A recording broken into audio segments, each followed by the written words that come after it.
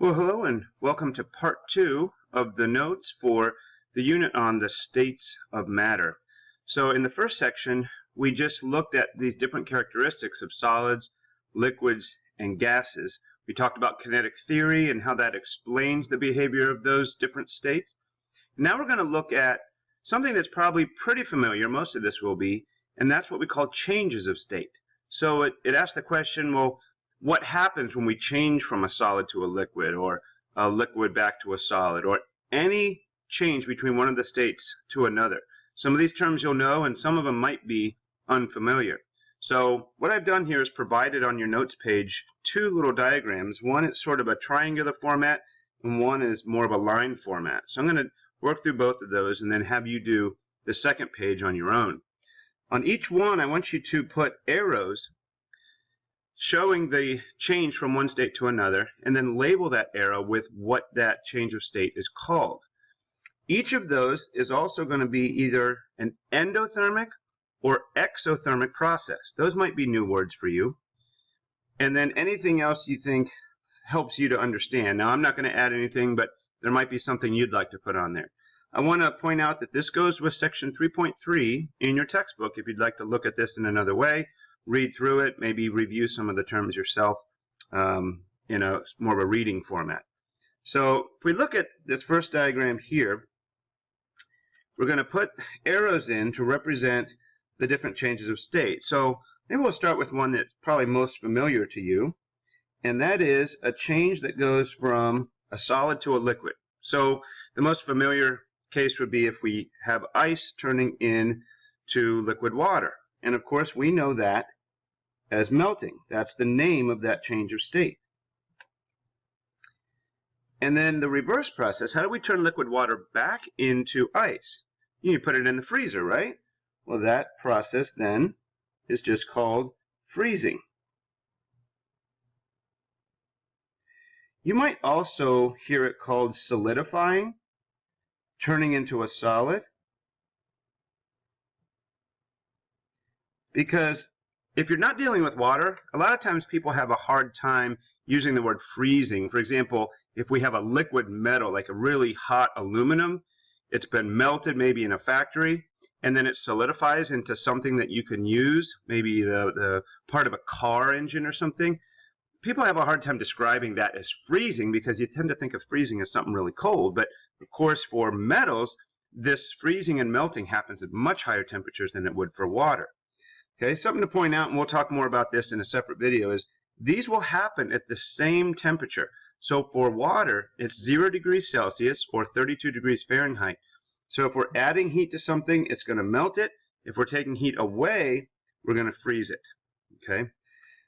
What about the liquid to gas? You know this as well. When you want to turn a liquid into a gas, that's known as boiling. Again, that has another name. We could call it vaporizing, turning it into a vapor. Vapor is another name for a gas. And I don't know that you'll know this one quite as easily, but the reverse process of a gas turning back into a liquid is known as condensing or condensation. So I'm going to write it here a little sideways because it's hard to fit it all, but condensing or condensation. And then these two are probably not familiar at all to you, but we can have a solid turn into a gas. It's very rare, but it's known as sublimation, or it's called subliming. Oops. Sublimation is spelled sublimating. That's not a word. Sublimation.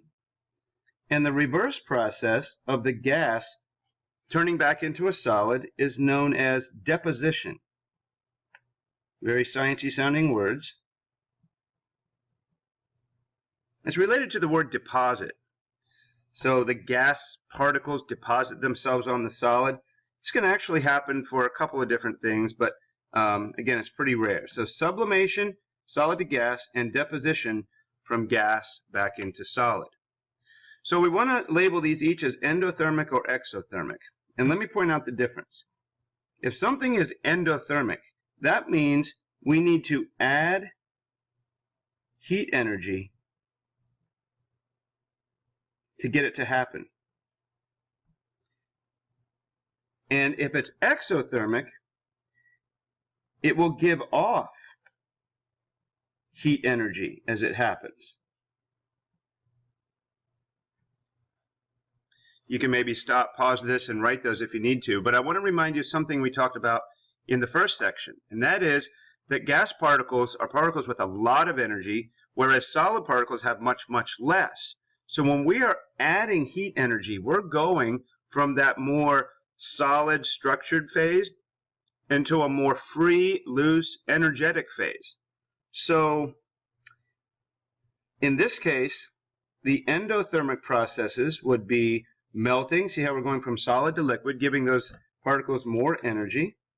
So this is an endothermic. Also going from liquid to gas is endothermic. And if going from solid to liquid and liquid to gas is endothermic, well, so is going straight from a solid to a gas. So that is an endothermic process.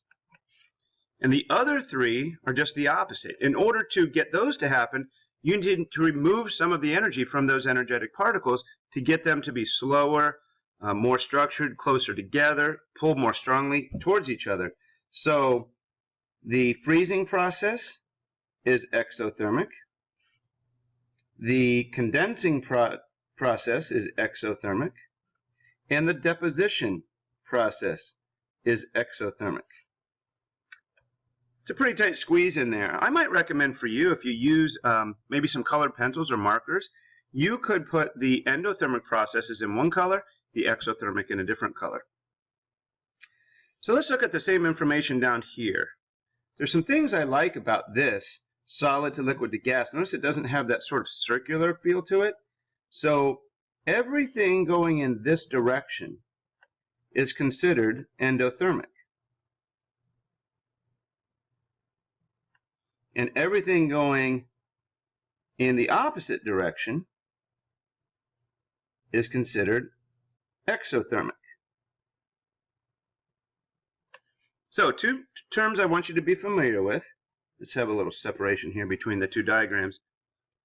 And then what we can do is just maybe put some arrows here. It's a little tight squeeze.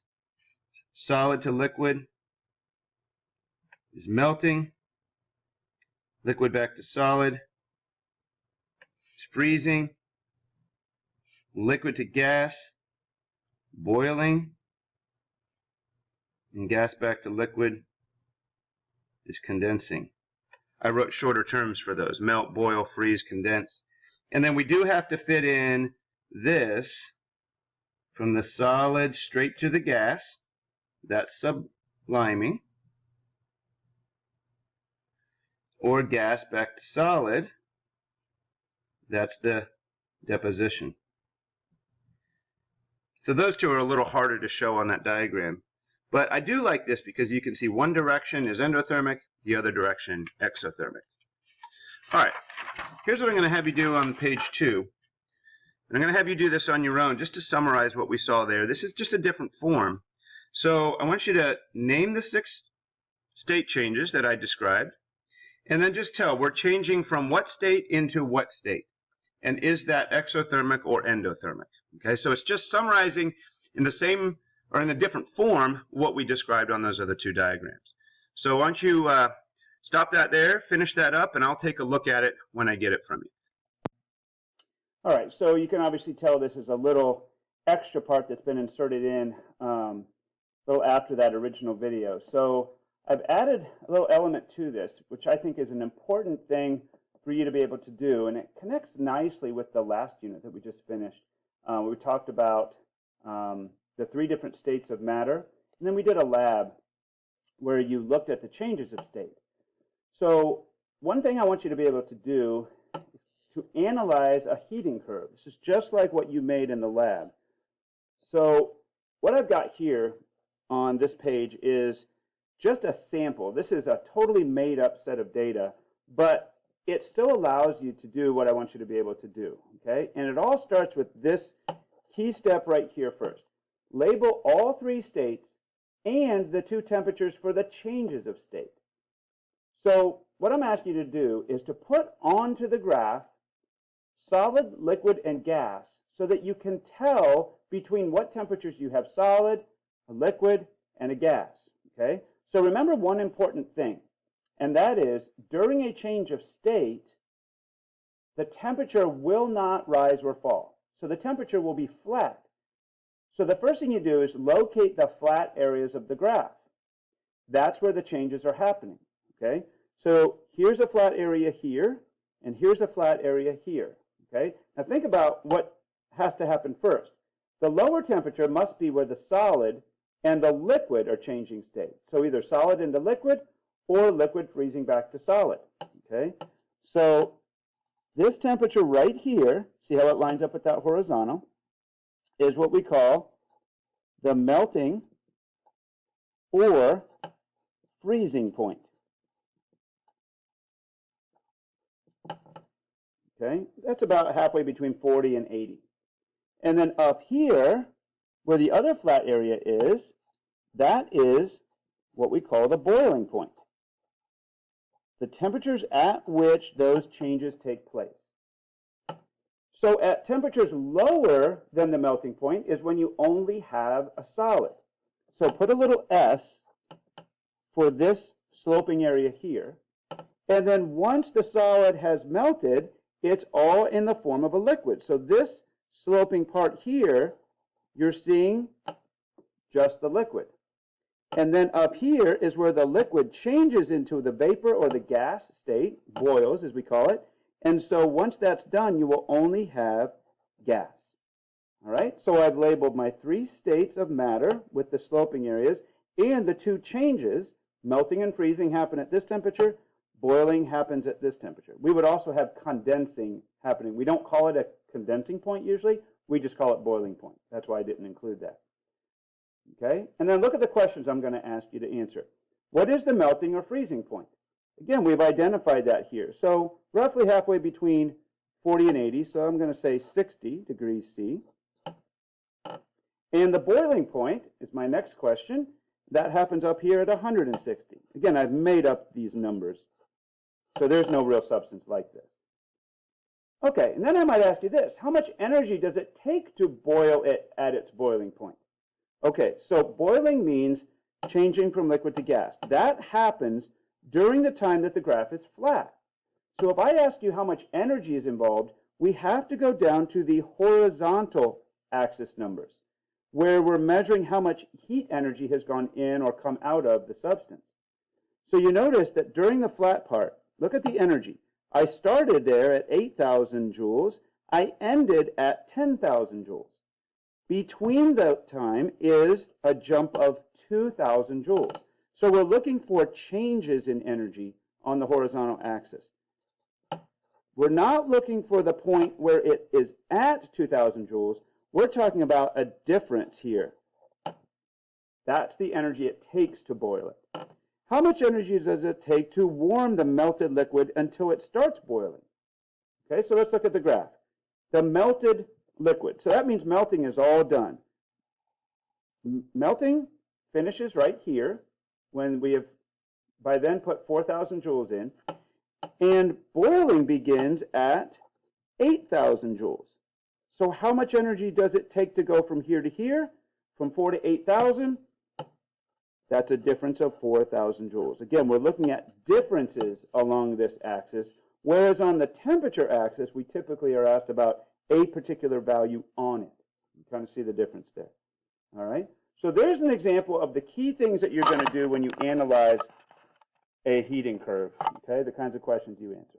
All right, so hopefully that helps you get along into the next part of the unit and the practice that I have for you. Thanks for watching.